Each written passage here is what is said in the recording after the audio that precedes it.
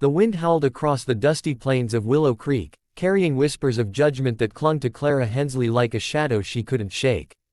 At 16, she stood at the edge of town, her shoulders hunched under the weight of cruel nicknames and sidelong glances, her heart bruised by the relentless taunts about her body, her huge chest, as the townsfolk so viciously put it. They called her a curse, a girl whose very presence seemed to stir unease in the pious, tight-knit community, as if her existence offended the natural order. Clara's chestnut hair fell in tangled waves over her worn cotton dress, her hazel eyes glistening with unshed tears as she clutched a tattered shawl to hide what the town refused to let her forget. She wasn't just a girl, she was a spectacle, a cautionary tale whispered in church pews and general stores, branded as something unnatural in a place that prized conformity above all else. But deep within her, buried beneath the shame and the weight of their words, flickered a spark of defiance, a quiet, stubborn hope that one day, someone would see her for who she truly was. Little did she know, far out on the rugged edges of Willow Creek, a rancher named Amos Kane was about to do the unthinkable, setting in motion a chain of events that would rewrite Clara's story and touch the soul of a town that had turned its back on her. If you believe in kindness, second chances, and the power of a single act to change a life, please hit that like button, drop a comment with your thoughts, share this story with someone who needs to hear it, and subscribe to Kindness Speaks for more stories that remind us of the good in the world. Your support keeps these stories alive, and we'd love to hear how Clara's journey resonates with you. Clara's life hadn't always been this way. As a child, she'd run barefoot through the fields, her laughter mingling with the songs of meadowlarks, her world untouched by the cruelty that would later define it. Her parents, humble farmers, had doted on her, their only child, teaching her to tend the garden and mend clothes with a careful hand. But when she was 12, her body began to change in ways that drew attention she didn't understand. By 14, the whispers had started, first from the boys her age, then from their mothers, who pursed their lips and muttered about modesty and sin. By 16, Clara's figure had become the town's obsession, a topic of gossip that painted her as something to be feared, something to be shunned. Her parents, worn down by their own struggles to keep the farm afloat, couldn't shield her from the venom. Her mother, Eliza, would hold her at night, stroking her hair and murmuring that she was beautiful, that the town was wrong, but even those words felt hollow against the weight of daily humiliation. At school, Clara sat alone, her desk pushed to the back of the room as if her presence might taint the others. The teacher, Miss Harrow, averted her eyes when Clara raised her hand, and the other girls snickered behind their hymnals. Clara learned to make herself small, to wrap her arms around her chest, to walk with her head down, but it was never enough. The town had decided who she was, and no amount of shrinking could change their verdict. The worst of it came on Sundays, when the entire town gathered at the whitewashed church on the hill. Clara would sit in the back pew, her shawl pulled tight, feeling the weight of every stare as Reverend Polk preached about purity and temptation. She could hear the whispers, the way the word, curse, slithered through the congregation, as if her very existence was a test of their righteousness. Once, after a particularly fiery sermon, a group of women cornered her outside, their voices sharp as they told her to cover herself properly, to stop drawing attention. Clara had run home, her face burning, and locked herself in her room, vowing never to return to church. But her parents insisted, she had to show she was stronger than their cruelty, that she wouldn't break. So she went, week after week, her heart a fragile thing held together by sheer will. She began to dream of leaving Willow Creek, of finding a place where she could be Clara, not the girl with the huge chest, not the curse. But with no money, no prospects, and a family that needed her, escape felt like a fairy tale she'd long outgrown. Amos Kane was a man who lived on the fringes, both of the town and of society's expectations. A widower in his late 40s, he ran a sprawling ranch 10 miles outside Willow Creek, a place of rolling hills and stubborn cattle that he tended with a quiet intensity. His face was weathered, his hands calloused from years of wrestling barbed wire and breaking horses, but his gray eyes held a gentleness that few ever noticed. Amos was a mystery to the townsfolk, a man who kept to himself and rarely ventured into Willow Creek except for supplies. Some said he was grieving his wife, Margaret, who'd died a decade earlier, others whispered he was just strange, a loner who preferred the company of livestock to people. But Amos had a heart that saw what others missed. He'd heard the talk about Clara Hensley, the girl the town had branded, and though he'd never met her, Something about her story stirred a memory of his own youth, of being an outsider, judged for things he couldn't change. He'd been a scrawny boy, mocked for his stutter, until a kind mentor had given him a chance to prove himself on a ranch. That chance had saved him, and now, as he watched the sun set over his land, Amos felt a pull to do something for the girl who'd become Willow Creek's scapegoat. One spring morning, Clara's world tilted further off its axis. Her father, already weakened by years of toil, fell ill with a fever that wouldn't break. The farm, already teetering on the edge of ruin, couldn't survive without his labor. Clara took on more work, rising before dawn to tend the crops and feed the chickens, her hands blistered and her back aching. Her mother tried to help, but grief and worry had sapped her strength. The townsfolk offered no aid, some even said the Hensleys' misfortune was divine punishment for Clara's curse. Desperate, Clara's mother sent her to town to sell their last healthy calf, hoping the money would buy medicine. Clara walked the long road to Willow Creek, the calf's rope cutting into her palms, her heart pounding at the thought of facing the market stairs. As she passed the general store, a group of boys pelted her with pebbles, their laughter sharp as knives. Clara kept her eyes on the ground, her shawl slipping as she hurried past, the calf bleeding in confusion. She sold the calf for less than it was worth, the buyer sneering as he handed her a handful of coins. By the time she started the trek home, tears blurred her vision, and she felt more alone than ever. It was on that road, under a sky heavy with the threat of rain, that Amos Kane found her. He was driving his old wagon back from town, his horse plodding along, when he saw a figure hunched by the roadside, a girl with a shawl clutched tight and a face streaked with dirt and tears. He pulled the wagon to a stop, his heart clenching at the sight of her. He didn't need to ask her name, he knew it was Clara Hensley, the girl the town had cast out. Amos climbed down, his boots crunching on the gravel, and approached her slowly, like he would a skittish colt.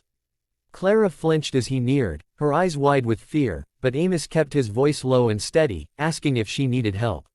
She shook her head, clutching the coins in her fist, but her trembling betrayed her. Amos didn't push. Instead, he offered her a ride home, saying the storm was coming and she'd catch her death out here. Clara hesitated, her instincts warring with her exhaustion, but something in his weathered face, maybe the absence of judgment in his eyes, made her nod. She climbed into the wagon, and as they rode in silence, the first drops of rain began to fall. That ride was the beginning of something neither of them could have predicted. Amos didn't pry, but he noticed the way Clara held herself, as if trying to disappear. When they reached her family's farm, he saw the state of it, the sagging barn, the barren fields, the air of defeat that hung over the place. He helped her carry the coins inside, where her mother greeted them with weary gratitude. Amos didn't linger, but before he left, he told Clara's mother he could use an extra hand on his ranch.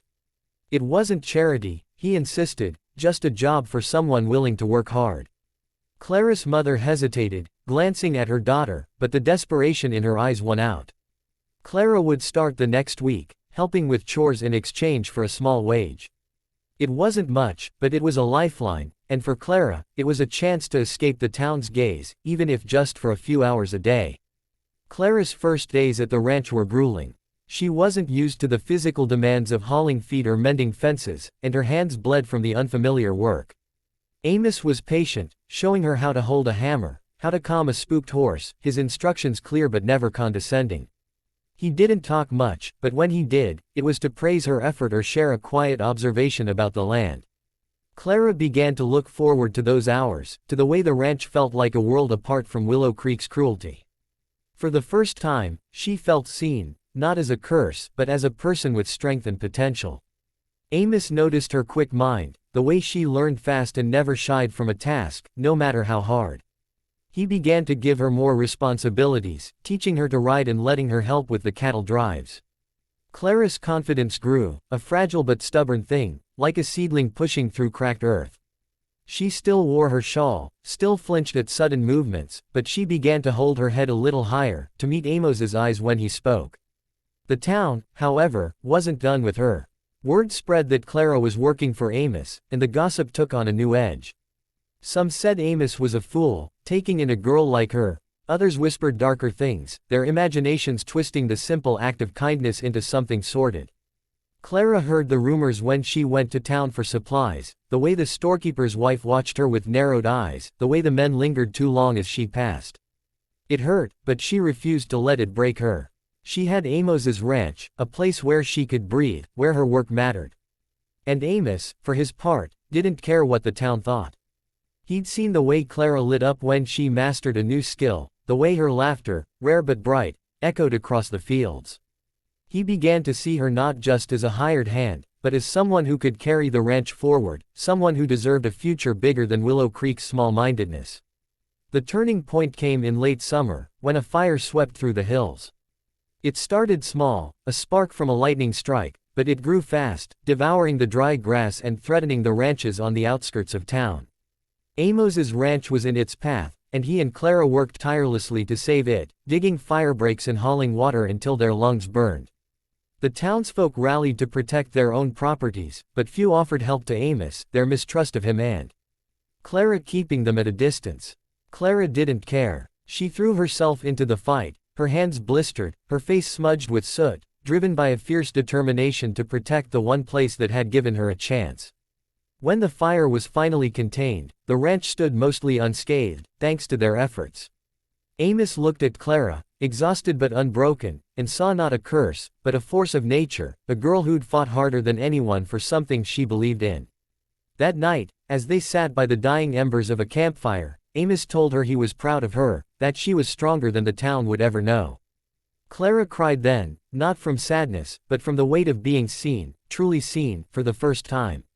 The unthinkable act came a month later. Amos, who'd never had children of his own, sat Clara down and told her he wanted to make her his heir. He'd drawn up papers, he said, to leave the ranch to her when he was gone. It wasn't just about the land, it was about giving her a future, a place where she could build a life free from the town's judgment. Clara was stunned, her heart caught between gratitude and disbelief. She tried to protest, saying she didn't deserve it, that the town would never accept it, but Amos was firm. He saw her potential, her resilience, and he wanted to give her the chance he'd once been given. The news spread, and Willow Creek erupted in outrage. The townsfolk called it madness, said Clara had bewitched Amos, that a girl like her had no right to such a legacy. But Amos stood his ground, and Clara, bolstered by his faith in her, began to believe she could be more than the curse they'd branded her. Years passed, and Clara grew into the role Amos had envisioned for her. She learned every inch of the ranch, took on more responsibility, and even began to mend fences with the town, not because they deserved it, but because she refused to let their hatred define her.